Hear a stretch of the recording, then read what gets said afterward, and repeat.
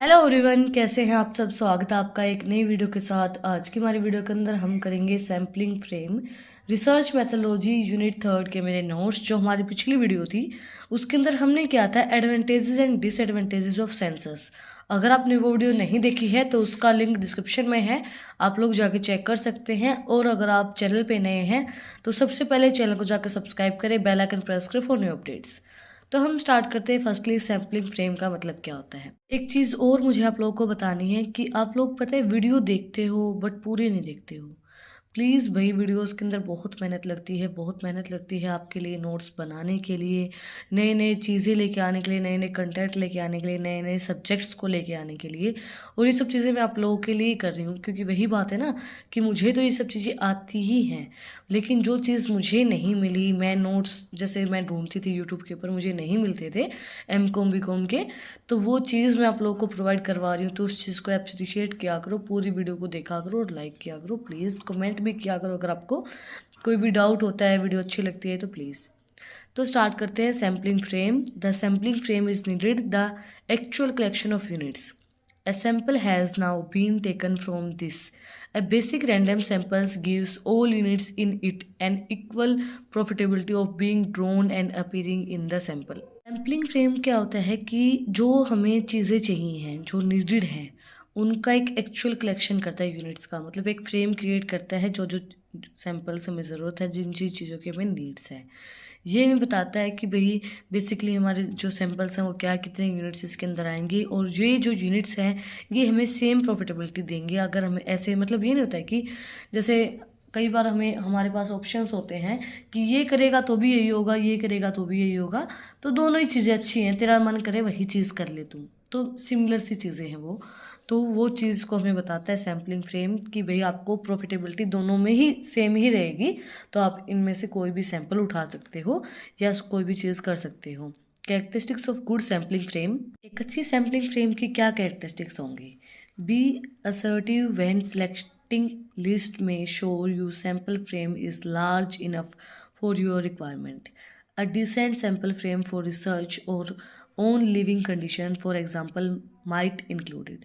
देखो, अगर हमें मतलब कोई भी सैम्पल फ्रेम है तो वो पूरा आपके लिए इनफ हो, मतलब आपके पास इतना कंटेंट हो कोई भी किसी भी चीज़ के बारे में कि आप अगर कोई भी काम करते हो तो वो चीज़ आपके लिए इनफ हो, आपको कहीं और नहीं जाना पड़े उस चीज़ के लिए। अब जैसे मैं आप लोगों को इतना कंटेंट प्रोवाइड करवाती हूँ कि आपको दूसरे किसी भी चैनल के ऊपर नहीं जाना पड़ता है होगा। अगर आप मुझे फॉलो करते हैं तो किसी भी सब्जेक्ट के बारे में कोई भी नोट्स, जितने अगर मेरे नोट्स कोई पढ़ लेता है ना तो ईजीली वो क्वेश्चन पेपर को अटेम्प्ट कर सकता है, बिल्कुल आसानी से। उसको ये लगेगा कि मुझे तो सब कुछ आता है। एग्जाम्पल दिया गया है एक अच्छी सैम्पलिंग फ्रेम का। Everyone in the target demographic, हर एक जो चीज़ है हमारे वो टारगेट के अंदर हो। And a file containing actual information that may be use to research specific people. एक फाइल के अंदर जो भी चीज़ें हमें चाहिए हैं, जो भी नीड है हमारी, उसकी सारी डिटेल उसके अंदर होनी चाहिए। Target population sampling frame, a list of subtract of accessibles and target population, वो सब चीज़ें जैसे मैंने आपको बताया ना कि भाई हमारे सैम्पलिंग फ्रेम के अंदर टारगेट हमारी पॉपुलेशन क्या होगी, और जो भी हमें चीज़ों की ज़रूरत है सैम्पलिंग फ्रेम हम क्रिएट करने के लिए, वो हम अपने टारगेट पॉपुलेशन के अंदर से एक फ्रेम क्रिएट कर लेते हैं। अब बात आती है सैम्पलिंग यूनिट्स की।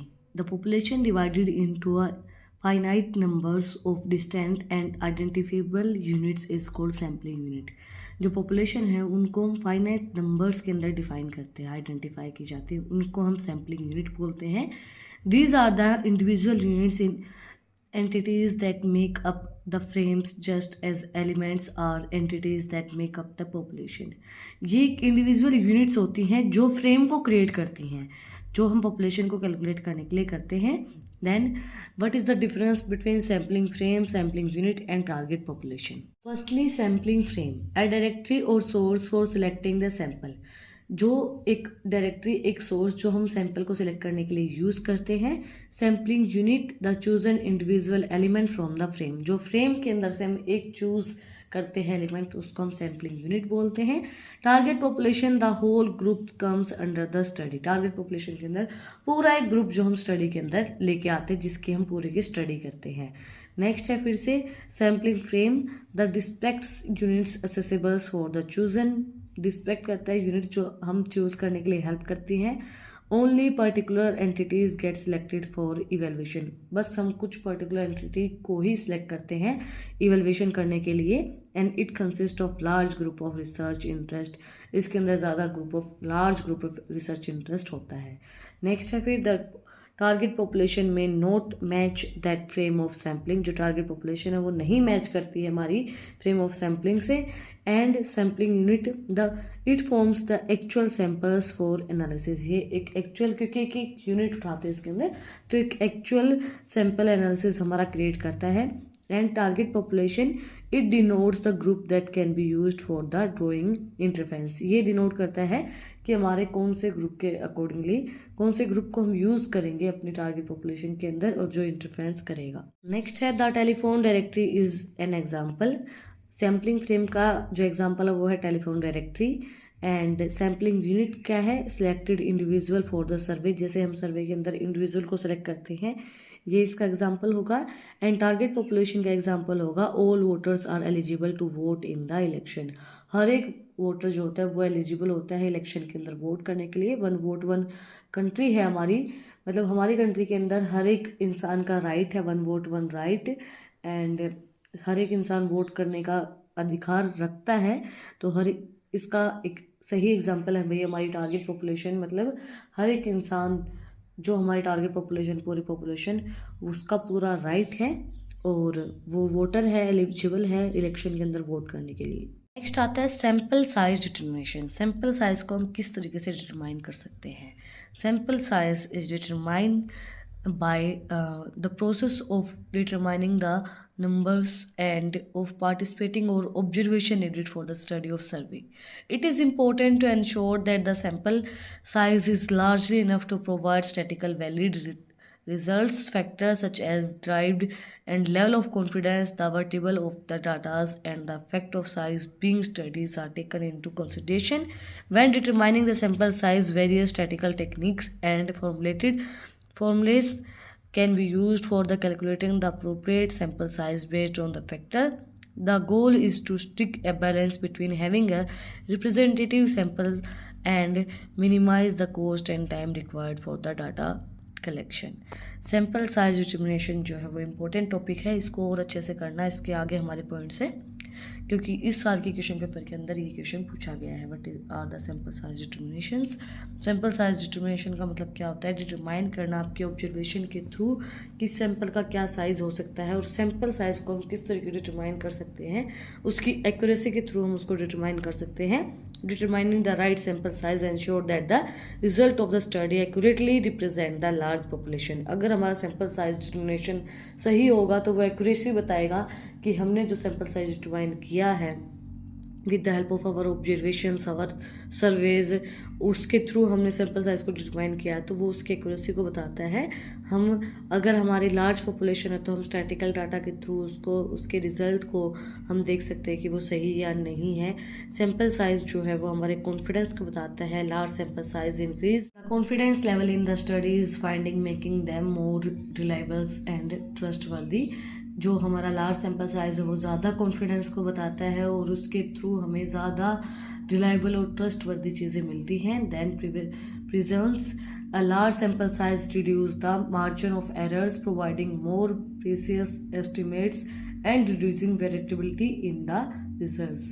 जो लार्ज सैम्पल साइज है वो रिड्यूस करता है मार्जिन को और ज़्यादा एरर उसके अंदर नहीं होती है, और ये ज़्यादा हमें प्रीसियस एस्टिमेट प्रोवाइड करवाता है जो हमारी वेरिएबिलिटी को दिखाता है, उसका रिजल्ट देता है हमें। नेक्स्ट है स्टैटिकल पावर।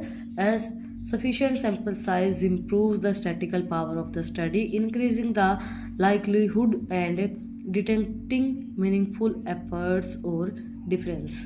जो स्टैटिकल पावर्स हमें प्रोवाइड करवाता है, अगर हमारा ज़्यादा सिग्निफिकेंट सैम्पल साइज होगा हमें जो ज़्यादा सेटिस्फाई करेगा वो इम्प्रूव करता है हमारे स्टैटिकल पावर को, इंक्रीज़ करता है लिवलीहुड्स को और ज़्यादा हमारे एफर्ट्स को दिखाने में हेल्प करता है। Cost and time determining an appropriative sample size help optimize resources for balancing the needs for accuracy and particular considerations and cost and time।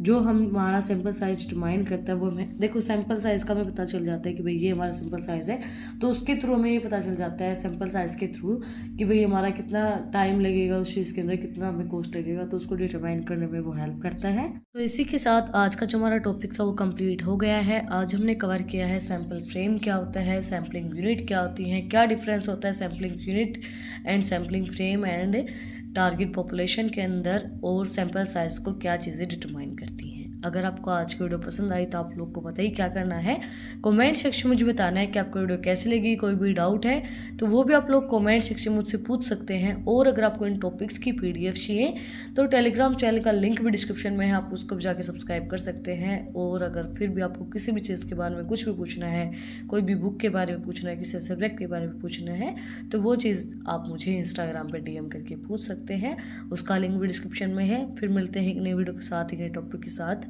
Like, share and subscribe. Thank you for watching my video.